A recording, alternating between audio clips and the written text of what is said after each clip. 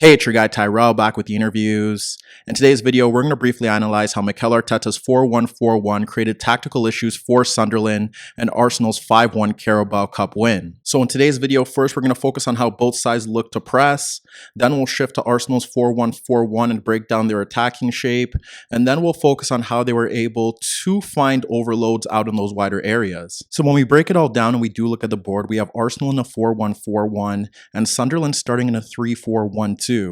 So when we focus on how both sides look to press, first we'll focus on Arsenal, and they did a very good job of ensuring that Sunderland couldn't build out of the back. Ideally, if you look at both sides' shapes, it should be straightforward. Nketiah, Pepe, and Balogun would step to the back three. You would want Cedric and Nuno Tavares to push forward on Gooch and Winchester. And then in that midfield zone, it'd be 3v3 with Elneny sitting on Pritchard and Odegaard and Smith-Rowe stepping towards Neil and Embleton. We did see variations of how Arsenal did press throughout this game, and it stemmed through Odegaard, because there were times where Pepe didn't step towards Doyle, and you'd witness Odegaard stepping towards Doyle and blocking off the passing lane in towards Neil. Meanwhile, on the left-hand side, there were occasions where Balogun ended up shifting towards Winchester to ensure that Nuno Tavares didn't have to push higher up the pitch. So in those occasions, you would see Balogun stepping towards right and blocking off the passing lane into Winchester, or simply tracking back and closing down Winchester if he got on the ball. Whereas on the right-hand side, like I said, there were times where Pepe didn't step towards Doyle and he'd simply focus on Gooch. Then you'd have Odegaard stepping towards Doyle and blocking off the passing lane into Neil. The other alternative for Arsenal, if Odegaard stepped into the path of a center back and blocked off the passing lane into Neil, was to have Elneny gamble and step towards Neil to ensure that Arsenal attempted to win the ball in Sunderland's third. The only real issue that Arsenal encountered with their pressing was the movement of Pritchard. He wasn't solely sticking near Elneny or in that central zone, and majority of Sunderland's best moments came from Pritchard shifting laterally out into the wider areas, occupying Cedric, and that ensured that Doyle was able to slide the ball out to Gooch or simply play the ball beyond the Arsenal midfield bank and Cedric into the path of one of the strikers dropping off the center backs. He also played a key role in Sunderland's sole goal as he shifted away into the path of Elneny and Tavares and was able to spin away from their pressure to help Sunderland bypass the Arsenal press once they lost possession. In regards to Sunderland's pressing, it was as we expected. The front two closed down the center backs, Pritchard stepped into the path of Elneny, and then you had the wing backs pushing forward to close down Cedric and Nuno Tavares, while Neil and Embleton stuck towards Odegaard and Smith-Rowe. There were times where we ended up seeing Pritchard shifting towards Cedric as well to close him down in case Gooch couldn't step forward, and he'd look to block off the passing lane into Elneny. But the real issue that Sunderland encountered with their pressing was when they had the center forward stepping towards Leno and attempting to block off the passing lane into Holding. What we ended up witnessing was that Smith-Rowe was dropping into his own third to check into the ball to drag out Embleton, and he'd simply drop off the ball into the path of Holding, and Arsenal were able to bypass that press. The other alternative for Arsenal was to simply go long, as Nketiah was making runs into the gaps between the center backs, and we also witnessed Pepe looking to make runs in between Gooch and Doyle, and that was an alternative for Arsenal to go long. Here you could see White being closed down by Pritchard, and that's where you see Nketiah making a run in between Doyle and Flanagan into the right channel, and White clips the ball over the high line and places Nketiah free on goal, but the Sunderland keeper does well to come off his line, and when Nketiah attempts to chip him, his effort is nodded away by the keeper. In terms of Arsenal's 4-1-4-1, what we ended up witnessing was that they did have Smith-Rowe and Odegaard just ahead of Elneny, and they were looking to get their fullbacks forward. The reason being is that when you look at that 3-4-1-2, what you ended up seeing from Pepe and Balogun was that they were hugging the touchline, and that ensured that the wingbacks couldn't push forward to press Cedric or Nuno Tavares. So what Arsenal ended up doing in their build-up play was that they were able to always play the ball out and towards the fullbacks, and that would force Stewart or Broadhead to shift across to close them down. Ultimately, what we ended up seeing from those wider areas was that Cedric was looking to constantly overlap when Pepe picked up the ball near the touchline, and he was willing to make underlapping runs as well. There were also times where Cedric pushed forward down the touchline, and then you would end up seeing Pepe making a run in between the wingback and the left center back gap to break in behind. Ultimately, this was beneficial to Arsenal because they were consistently capable of getting the overloads down that right-hand side,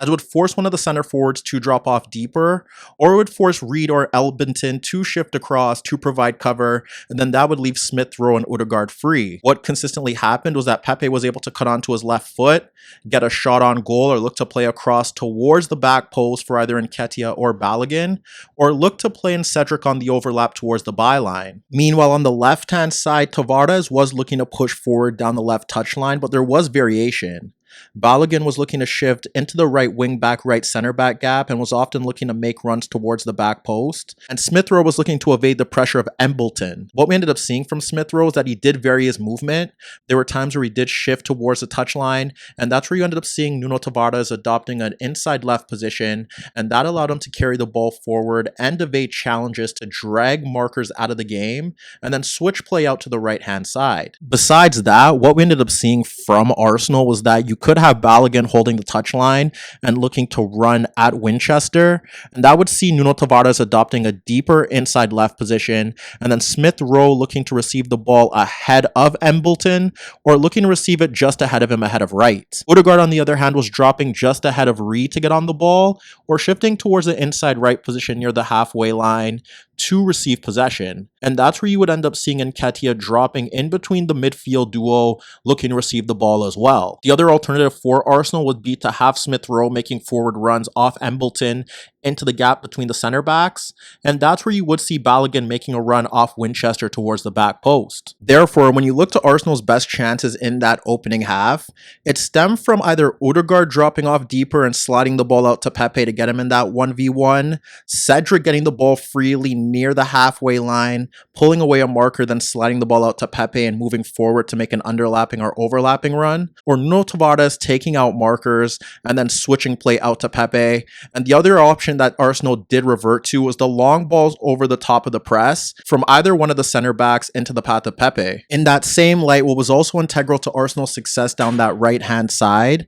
was that they ended up having Odegaard pushing forward to peg back Reed, and if he pushed beyond Reed and Reed wasn't picking him up, then he'd occupy one of the center backs to ensure that they couldn't provide cover for Gooch. Along with that, you had Nketiah consistently making runs in between the center backs, and he was often occupying two, and that created space for Balogun to make runs unmarked towards the back post, as Nketiah was causing disruption and chaos for the center backs in and around the 6-yard area. Therefore, when you assess this system, what you end up seeing is that because Arsenal do have their wider players adopting wide positions and occupying the wingbacks, the fullbacks were able to push forward freely, and with Odegaard and Smith Rowe occupying the central midfielders and Sunderland committed to pressing from the front, there was always potential for overloads due to the fact that they didn't have any players that could pick up the runs of Cedric or Nuno Tavares. If we look here, prior to Arsenal's opening goal, it's Pepe in a 2v2 battle with Gooch and Stewart tracking back,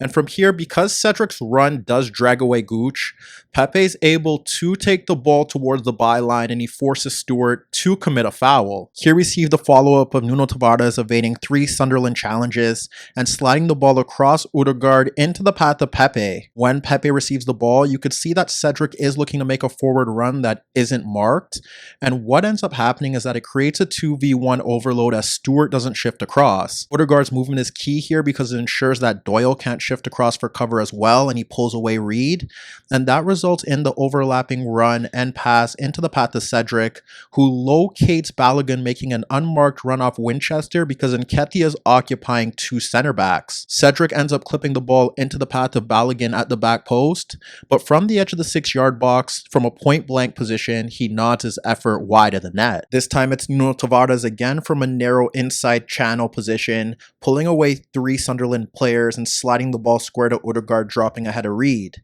Here you can see the space that Odegaard and Cedric do have, and that's where Cedric's able to gallop forward and make an overlapping run as Odegaard's movement occupies Reed. Now you see that Arsenal have 2v1 in that zone, and what ends up happening is that Pepe cuts central, takes 2 defenders with him, and then slides the ball across Gooch into the path of Cedric, which now allows him to pull the ball back across the both defenders, and you can see Nketiah's movement taking away a center back, then that allows Pepe to receive the ball freely, and from that position, he puts Arsenal up 2-0. While injury to Broadhead did force Sunderland to shift their tactics, it was the likely option for them following Arsenal's success down that right-hand side. They ended up shifting to a 4-4-1-1 with Pritchard just in behind Stewart. That forced Embleton and Gooch out into the wider areas, and Winchester moved into midfield alongside Neal. But even in the second half, Arsenal were able to get the ball out to the flanks, and we witnessed the fullbacks making over and underlapping runs